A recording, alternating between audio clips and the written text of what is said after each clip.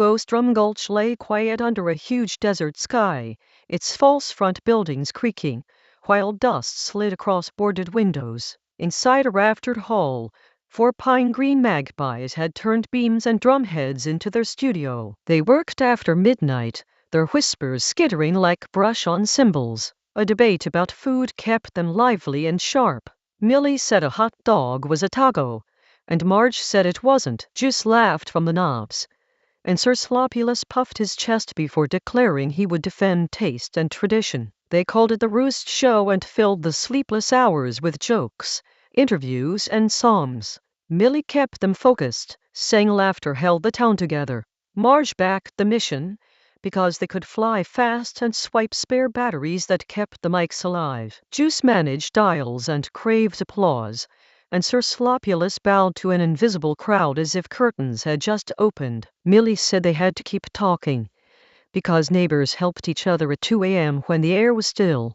Above the main street hung 1,000 drums, a relic from a bitter year when danger had once ridden the mesas. In that past, the rolling thunder of skins had called riders from every arroyo to defend the town. Now the leather was cracked but ready, with rope still coiled to the signal tower. The elders held the keys, and no one dared strike the drums without cause. Trouble arrived on crimson wings. 3 gnats, Willie, Mr. Wiggle-Wuggle, and Lily ran the Sound Ordnance Committee out of the old telegraph office. They wore tiny badges, loved the echo of their own rules, and swarmed shoulder to shoulder like one thought ruled them all. They whispered about the Jepson Files, a ledger full of ugly paragraphs with their names inside. Lily said the ledger would not see the light if order prevailed, and Willie buzzed that curfews made towns quiet and obedient. Their motivation was mean and simple: silence the late-night hosts so no one joked about the Jepson Files. They wanted the town to stop comparing signatures and forget the scandal. Willie said banning chatter would keep order. Lily said it would keep questions away, and Mr. Wiggle-Wuggle said it would keep their names off every lip.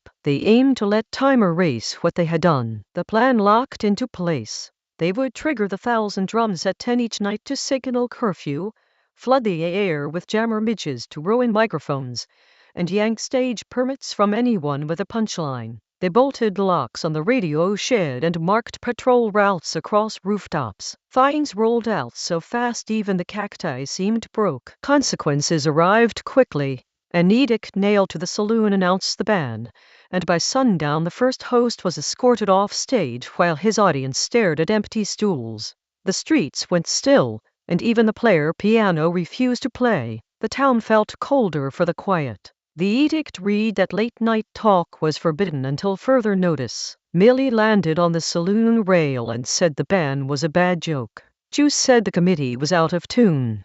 Willie buzzed that law was law, and Lily raised a tiny baton toward the drums as if to remind them. From a corner, someone rumbled about last week's arcade championship, and how the high score seemed impossible, stirring talk of cheating. Sir Slopulus promised to investigate tyranny and pinball skullduggery in due course. The magpies tried a bold fix. They swooped to the signal tower to loosen ropes and interrupt the curfew beat, but jammer midges swarmed and turned their voices into mushy static. Willie tightened the ropes and laughed through his proboscis, while Lily stamped a violation notice that flapped like a taunt. The tower boomed 10, the drums answered, and doors slammed across town. That night the gnats seized the radio shed and cut the Roost Show, replacing it with a loop of speeches praising order. Lily broadcast that any host on air after curfew would be fined and shamed at dawn inspection. The town sagged under boredom, and the magpies hid in the rafters with their gear unplugged. In the arcade, Mr. Wiggle-Wuggle stood by the champion cabinet despite never being seen near it before. Quick interlude. If you're enjoying this tale from Ghost Drum Gulch, please like the video and subscribe so the Roost Show never goes silent again. Drop a comment with the word slop to let the crew know you're keeping time. Your support keeps the beat rolling. Blame fell hard. People said the magpies had stirred trouble that brought the ban, and a notice accused them of tampering with municipal property. Juice snapped that this proved a hot dog was a taco, because categories were flexible and rules silly. Marge snapped back that this logic would not keep them out of a cell. Sir Slopulus vowed to eat neither hot dog nor taco until order returned, which cheered no one. They went looking for allies at the old delivery marked by a tangerine awning. Inside, two hedgehogs, Esther and Brandy Sue Ray, ran a book club that read poetry and sparred with padded mitts to subtle interpretations. A disagreement over meter spilled into a full exhibition. A lantern fell, and books scattered. The hedgehogs told the birds to stay out of their business, and the magpies left feeling the town had shrunk around them. Back in the boarded-up depot, their darkest hour settled in. Millie wondered if the town had lost its taste for jokes, and Marge wondered if they had misjudged their own courage. Juice stared at the silent board, and Sir Slopulus mumbled to an audience that was not there. In a nearby doorway, a human Italian pizza chef tossed dough in calm circles while flour drifted through stripes of sun, his small smile private, and no one looked his way. Millie went back to the livery and apologized with steady humility. She said the town needed hedgehog brains and hedgehog brawn, and she helped reorder books and rewrap sparring gloves. Esther appreciated a proper apology, and Brandy Sue Ray admired a neat knot.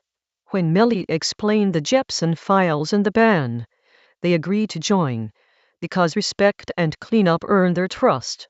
Esther pulled a hidden crate of files and showed a page where the gnats had written down their own passwords. Brandy Sue Ray tapped rhythms on a pad and explained the gnats' taste for mumble rap and their disdain for boom bap. She reasoned that a crisp boom bap across the fouls and drums would break their focus and desync their shared routine. Together they mapped a plan to retune the drums, and broadcast the Jepson Files entry over the beat to break the ban and the committee's grip at once. They trained like a small militia. The hedgehogs taught the magpies to clap, boom, bap, kick, snare, and hold steady time. Sir Slopulus practiced announcements over the beat. Juice rewired the mixing board, and Millie and Marge hauled arcade tokens to serve as clacker cues. Juice said if magnets had cheated the championship, those same magnets could pin jammer midges to the ground, and the hedgehogs nodded. On the night of the counter-strike, they gathered under the signal tower with ropes coiled and paws ready. Esther carried citations about municipal drums, Brandy Sue Ray wore mitts like anvils, and the magpies guarded a copied Jepson Files page under a wing. The gnats buzzed out from the telegraph office before 10 to bloat. Willie said birds could not tell time, and Lily said hedgehogs could not read clocks. But no one laughed because the confrontation had begun. Willie signaled curfew and the first drum hit, but the hedgehogs yanked minor ropes and shifted tension. The skins spoke in crisp kicks and snapping snares that cut through the square. Juice opened the channel, and Sir Slopulus's baritone read the Jepson Files entry naming all three gnats with date-stamped misdeeds. The committee's formation flickered because the beat they loathed split their rhythm. Lily threw the jammer switch, and a cloud of midges rose like smoke. Brandy Sue Ray shouted that rhythm holds shape and rolled forward with Esther. Their quills bristled into a shield the midges could not penetrate. Millie and Marge dropped arcade tokens one by one, each magnetized to yank jammer midges into tin bowls. Juice spread the boom bap wide across the square and grinned that the arcade finally paid out something good. Townsfolk began to step outside, drawn by the beat and the truth. Mr. Wiggle-Wuggle tried to snatch the microphone, bragging he was the arcade champion and proof of superior coordination. Juice cut in to say a mirror and a magnet with the committee's initials had been found in the prize bin,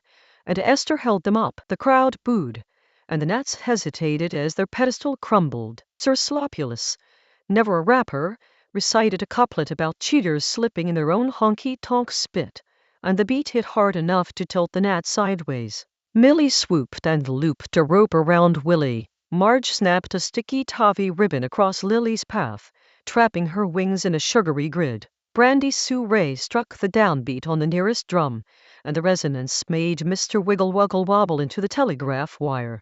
Juice projected the Jepson Files entry so everyone could read, and the band cracked like thin ice and gave way. By sunrise the elders met in the courthouse and stripped the gnats of badges, titles, and keys. They levied fines and ordered community service. The three were banned from any office or committee forever. They were made to scrub every gum blot on the boardwalk with toothbrushes while carrying a ledger copy, so they remembered the Jepson Files daily. No one stepped forward to defend them. The team undid the damage step by step. They unlocked the radio shed and scrubbed it clean, retuned the drums for community signals, and wrote a policy that jokes after 10 helped public safety by keeping people awake for fire watch. The first night back, the roost show returned to cheers from porches and windows. Jew set levels and smiled as hiss turned into applause. The arcade mystery closed with a satisfying clatter. Esther produced a ledger line showing Mr. Wigglewoggle had signed out a mirror and a magnet the day of the tournament, and the owner found a magnet burn inside the cabinet. That same magnet now grounded the jammers, so cheating tools helped save the show. The owner reset the leaderboard and piped a boom-bap victory loop through the arcade for future emergencies.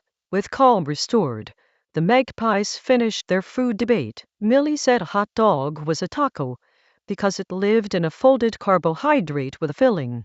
Marge said it was a sandwich because the hinge did not change intent. Juice shrugged that the town had room for 2 truths if it had room for 1,000 drums. Sir Slopulus admitted he had eaten both during the chaos and that both tasted like a victory, which everyone accepted as a good ending. Esther and Brandy Sue Ray kept their book club, but made sparring into exhibitions with referees and headgear. They became the town's rhythm section and security line, training volunteers to keep time and keep peace. On weekends they led a boom-bap drum circle under the signal tower, while elders read poetry about storms that passed. Their mix of research and rhythm, law and left hook, became part of the town's backbone. Ghost Drum Gulch changed in small, good ways. Children learned to count by clapping the snares. The radio shed stayed open late with windows glowing, and 1,000 drums signaled potlucks and meteor showers instead of fear. The arcade ran on as tournaments under a new sign saying no magnets, no mirrors, no malarkey. People laughed later and slept better. At the next show, Sir Slopulus announced a playful ruling. The official Ghost Drum Council had decided a hot dog was a taco on odd days and a sandwich on even days. Millie and Marge laughed that the argument would keep the town cheerful and busy, which might be good for ratings. Juice pressed tokens into medals for Esther and Brandy Sue Ray, their tangerine spikes gleaming. The beat rolled on, crisp and kind, and the town kept time with it. All the slop in this video was generated using AI. Thanks for watching. Please like, subscribe, and comment the word slop to keep the Roost Show humming. Your support helps new stories land on time.